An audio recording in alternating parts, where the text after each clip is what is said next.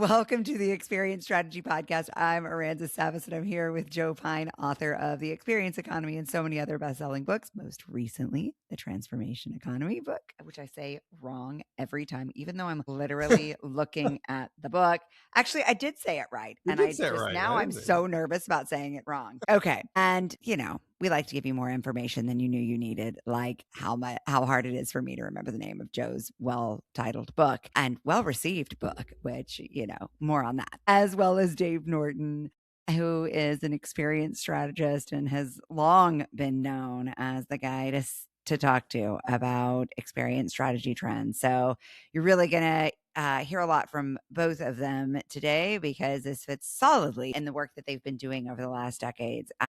Today's featured article is from the Wall Street Journal, dated June 3rd, 2026. The author is Jackie Snow. It was published online that day. Not totally sure if they included it in print. The title of the article is "What is Personalized Pricing and Why Are Lawmakers Scrambling to Ban It? Companies already track your every move online. Some researchers say it's only a matter of time until retailers start using that data to set prices just for you." I'll jump in and say that the title of that article was really interesting to me because I thought, wait, they aren't already doing that? Right, exactly. I have long lived under the assumption that Amazon was changing prices based on consumer behavior. And that I was for sure paying more than everyone else. But maybe that's Google just that paranoia. Just to see. I'm gonna Google it just to see. Okay. Right? What's your search term, Dave? Does Amazon change prices for individuals? So we'll see what it says. But in the meantime, it's a really interesting thing. I mean, dynamic pricing has been around for a long time, right? Yeah. And a lot of it has been driven by seasons. So in the summertime, you can expect certain prices to go up on flights based on, popularity has always been part of it. So you can't get a ticket to go to the World Cup unless you've got, thousands of dollars. The cost of your resort in Mexico is right. a quarter of the price in summer. Right, exactly.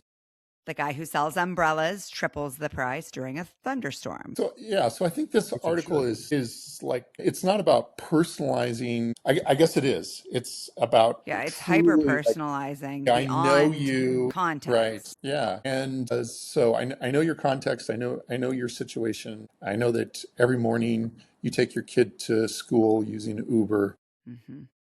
Which is an example that they used. And so I'm going to raise the price on you. For that particular piece. I think that's really what it's talking about. That example, of course, being super interesting because it disincentivizes loyalty. Right. Which is a big issue. Yeah. Exactly. So why would I stick with Uber? I would go to Lyft immediately. I'd go to what if Lyft did it? Well, right. Go to your local vendor. There's the answer because they don't have all this data. Or the companies can begin to look at the individual's data and say, how do I keep this customer longer and therefore return on investment, which we all want. And that would suggest that they would keep the prices at least competitive. What they have to understand is it's not a one period model. It's not about getting the most price for this particular good on Amazon, this particular ride on Uber, this particular flight on Delta, etc. It's about the lifetime value of this customer, and it's not necessarily about maximizing that either, but at least moving in that direction where the customer feels like they're happy with the value they get for the price that they're paying. I'm a customization guy, and it is customization. I'm a business guy. And it might be good business, but probably not for the most part. And I'm an economics guy, and I do understand that dynamic pricing and even individualized pricing here, personalized pricing they call it, can be market clearing and help be the most efficient use of resources. I am a big proponent, Aransas, of price gouging. I don't understand why people, I mean, where do you think those guys are with the umbrellas when it rains, right? They come out. And if you didn't get a good price for it, they'd say, why am I not coming out? Agree. No, I think contextually, it's one thing, right? That person didn't plan. They didn't bring an umbrella. They didn't look at the forecast to know it was going to rain. And guess what? They really want an umbrella. Correct. And I agree that you should pay more for perfectly timed suite Exactly in when your you need hotel it. in Mexico Exactly. than you should in the middle of summer when nobody's going to come. I'm all for that.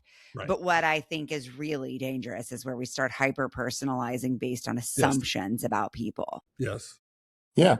Well, I mean, so just in case you're interested, according to Google, Amazon does not use personalized pricing. What they do is it's either based on every 10 minutes based on competitor pricing, inventory levels, and overall item popularity, not based on your need for that particular thing. You mean, in other words, Amazon is really good at hiding it, is what you're really saying? Because I don't believe that. I'm going to ask a different question now of Google. Does Amazon do regionalized or location-based pricing? They do. Yes. So that's. But most of that's in terms of shipping costs, local taxes. Mm-hmm. And they also Listen to this, though. This says on Amazon Prime. Okay, this says, known to use price discrimination tactics that can offer different prices based on a user's location, browsing history, purchase behavior, and membership status, e.g. Amazon Prime. To me, that's exactly what we're talking about here. That is exactly. That's what we're talking about. Yeah. And price discrimination, again, makes economic sense. Mm-hmm. Price discrimination, it's not like racial discrimination, right? It's for getting people to pay the most that they're willing to pay, ideally for what they get. And although I do think the article did bring up that if you're using zip codes, it's equivalent to using race. Correct. In many cases. So there can be some targeting, really destructive targeting. If somebody needs something badly because they live in a food desert, and then you charge them more money. Or someplace where a tornado hit, for example. Or something along that line. Right. Then we need to be paying attention to. On the other side of this, the consumer is going to have even more powerful tools in the future. Right. And so suss out. They will absolutely be able to suss it out. So, it's not going to take long for technology to be like, hey, we'll support you so that you can, like if you could buy this thing on Amazon, but you can get it from Walmart for less expensive price, then you're going to go there, right? And ChatGPT should absolutely be able to tell me that. The fact that it can't or doesn't, but it will, makes it feel useless. I would look for it on Gemini first. Yeah. I wouldn't look at it on ChatGPT, but I would look for it on Gemini because Google's model, the way Google's models works, and also because of Apple now using Gemini as kind of their Siri platform. I'll bet you that's where you're going to see those types of opportunities, which is great. Yeah. That's great. And I think consumer should Google get some has benefit more out of of that. all this info. Yeah. Sorry, Rancis. Go ahead, Joe. Google has more of that actually for the user mentality than Amazon often does when it gets to that. And Amazon has a great view of innovating for customers, but they try and get every single penny that they can out of things. I'll tell you a little story. This is a long time ago, maybe 15 years, maybe 20. Coca-Cola announced that it was going to do dynamic pricing. And they said that in their vending machines, they're going to make it so it can respond to the weather. So when it's hot out, they'll charge more than when it's cold out, which tells you Coca-Cola is not the marketing genius that it thinks it is, because what it should have said is when it's cold out, we'll charge less than when it's hot out. They got lambasted by saying they're going to raise the price when it's hot out and never, ever did it. And seriously, all they had to do was say they're going to charge less when it's cold out. Cost. Right? Yeah, and everybody said, wow, that's fantastic. That sort of thing. Well, and I think that's an interesting... How people present it, how they view it. And people will never, ever view this as a good thing, right? Yeah, if they get because it works against their interests. It's not a one-period model. Yeah, and to be fair to Amazon, I think that more often than not, I see prices going down on items, I agree with not going up necessarily on items. And so, and there's a wide range of selection. So if one product is, like whatever they're recommending is not the best price, I can choose something else. Well, that's part two of a pretty traditional marketing scheme, which is, I think the rule is like you have to have like there's a very I don't know the exact number, but you have to have a certain like number of minutes or days where the price is at a higher level in order to mark it as on sale. And so they will do a very temporary increase to then show you the next day that it's 47% off. But really that was just the price it was. Yeah. They just took a second there and ramped it up so that they could say it was reduced. So that's, I think, why we feel like we're seeing prices reduced. Most of us aren't actively tracking it, and we're for a long time too. What's that? Physical stores have done that for a long time too. Yeah. Right. Well, okay. I was going to go there next. I remember passing one store that like limited time sale, and I saw it for a year. I said, passing. It's 40% off limited time, right? Well, I passed by that store every time, and it said. Well, if we're going to do historical stories, why is Kmart no longer around? Partly it's because of the experience. But partly it's because of the blue light sales. And a lot of people probably don't remember the blue light sales, but blue light special. Consumers got tired of trying to have to show up at the right time for just the right price and stuff like that. And Walmart cleaned their clock. Right. So pricing models can be a part of business models, and consumers will leave if they feel like it's just like a constant battle to get the best price. Right. They're not going to stick around. And the government does get involved. And I think that's what's happening to Ticketmaster right now. That's the way my wife is. I always thought blue light specials are for the blue haired people. But anyway, my wife is the sort of person who'll spend 50 cents on gas to save a quarter on a sale, right? But don't tell her I said that. And so she was like saving up all this stuff for Amazon Prime days, right? And checking prices and that sort of thing. And I'm like, my time is worth more than that. Right? If I want it, I need it. If I like the price, I'll buy it. I won't wait till it gets 10% lower, right? Because I'm somebody that they tend to love. But I'd also say is people don't value their time enough in these sorts of transactions where you're trying to game things in that. The physical coupons is the same way. It is pure price discrimination, right? Why are the coupons there? Because some people will only buy it when it's on price, and they give them these coupons. They'll get however much money they can get from them. They won't get any more than that, and other people will buy it off the list price when they go to the store. I think it's hilarious that Amazon has a little button you can click to get a coupon. I mean, I don't know if you guys have seen just that. Buy it. But the psychology is that it's psychological. Yep. Like why wouldn't you just because they wouldn't get the benefit if we didn't have to do that click. That's true. They are pushing the sale by pushing the coupon. Yeah. Right.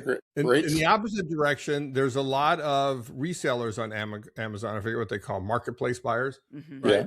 That will list some things for like 10 times what they're worth, just because a few people, maybe like me, right, don't pay attention and say, okay, I'm willing to pay that and pay it. You can always find things like that.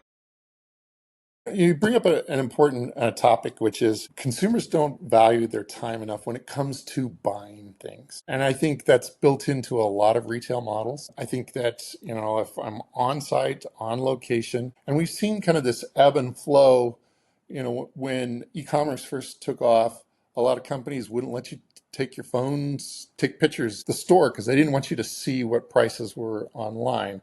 That doesn't last very long, and then it clears out. And the smarter companies were the ones that said, hey, we're going to have an e-commerce presence. We're going to get ahead of that, and we're going to make it so that you get to choose how it is that you buy. And where we're at now with the consumer, I think we would all agree, is it really depends on the situation that I find myself in. I'm perfectly happy to have some things delivered to my door. I'm perfectly happy to go to certain places. I will pay an extra fee for it to be delivered to my door if that's the appropriate thing to happen. So it's that's all about time management. It's a trade-off.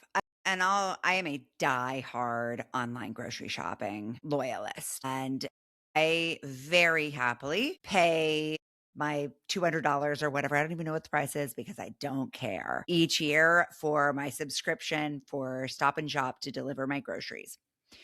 I very happily pay an extra $20 in tip to the delivery guy each week. That said, I also believe that I have an exceptionally low grocery bill each month. And I believe you don't buy anything extra when you go to the store, like you would if you went to the store. Is that correct? The thing? Yeah.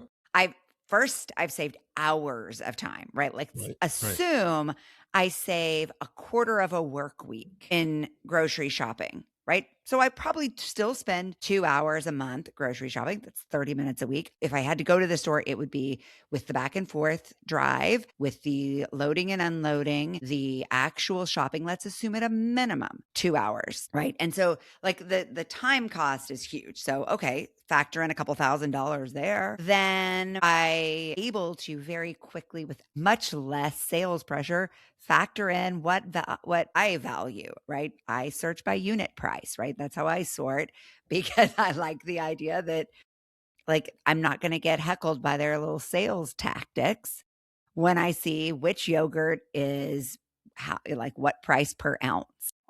Mm-hmm. And I'm able to do all of that so quickly. And they've made the experience for me really worthwhile by giving me those sorting options. And so am I spending less per visit than I would if I went into their store? Probably. Mm-hmm. Am I 100% loyal? Yes. Do Exactly. they at the end of the year get more of my share of dollars than they would otherwise? Undoubtedly. Mm-hmm. And I just think like it is a really smart strategy if you keep experience at the center. If they hadn't enabled the things that allow me to feel like it makes sense in my life, if they hadn't emphasized experience, then it wouldn't be a no-brainer for me to give them whatever that subscription fee is and give them those dollars every single week. So I do think like it's a good example of what we're talking about here in terms of balancing experience and that sales data, because I know they've got to hit their bottom lines, but it also has to make sense to us as consumers. Absolutely. Can you say who it is? Stop and Shop. All right. Stop and Shop. Yeah. Yep. They're great. I'm so happy with it. And even though like they mess up my delivery every week in some way, I'm still so happy. Are your bananas ever bruised? My bananas are sometimes bruised. I'll get a small bunch of beets that just look silly. I'm like, that's not a beet. Who picked this? There'll be a broken egg. Last week, the Instacart guy in the heat wave left all my groceries without ringing the doorbell, so I didn't know. But then I called them, and this is so cool. I called them, and I got the sweetest guy. He's my new best friend. He knows a guy whose last name is Savas in North Dakota. He was really lovely. And he was like, that's so terrible. I'm so sorry that happened. We're going to get this fixed for you right now. And I'm going to give you a refund on all of the groceries that potentially spoiled in that heat. And then if you want, I can put those items back in your cart for you and we can place a reorder right now so that we can get you a fresh order with that in the next 12 hours. Like that is an investment in the relationship. And so all those screw ups, I forgot. I was like, oh my God, I love my relationship with Stop and Shop. So that's awesome. All right. Quick takeaways for the audience. Why should they care about this conversation, Dave? Well, I think you're going to go through a period of time where the use of AI and the amount of data that companies have, they're going to use it to target you. They absolutely are. But it happens with every new innovation. They do stupid things that make you feel like you're just an object and you leave them. You block them. You screen them. You do all of these things and they have to stop. Okay. We now have better ways for companies to make a profit, one of which is subscription, which Aransas you've talked about for a long time as well, right? If you're paying a subscription, that should be part of the value proposition. There's different ways to come. So I would say, yeah, it could get unsettling at first, but I think it's going to even out in the next 3 to 5 years if it actually ever happens. Great. Joe, last thoughts? Well, I would say that one, understand as a consumer and what's potentially happening versus just for your business as well. But understand that information will out, right? That if you do this, your customers will find out, right? Absolutely. It may take a while, but they will find out. So the question is, would you do this if at the same time you did it, you simply told them, hey, by the way, we're doing this dynamic pricing and we're doing personalized pricing and we're charging you more because of X, Y, and Z, or we're charging you less because of X, Y, and Z. And if you're not willing to do that, don't start down that path. Right. And recognize in particular that it's not a one period model. It's not about this transaction, about the entire relationship, as Aransas just went through with Stop and Shop, where we have to tag when we post this post. which sounds like they understand where they really excelled is that human to human contact. When you finally had one, they excelled with the experience that they created, like Zappos is famous for. Right. And so recognize it as things become more digital. The other lesson is, sorry, what? It was famous for until Amazon bought them. When you have the human contact, that's when to shine. That's when to engage. That's when to create a great experience. I love it. Great stuff. And I love your point too about think about this not just as an experience strategist, but as a human, because it relates to you. But also, I like the idea that our audience, these experience strategists who are thinking about the future of experience strategy and what it means for their business, are going to be the ones in the room saying, hey, let's not do this in secret. Let's do this with a degree of transparency because it will come out. All right. Thanks for listening. All of you out there, continue the conversation with us over on the experience strategy podcast.com over on Substack. We'll see you there.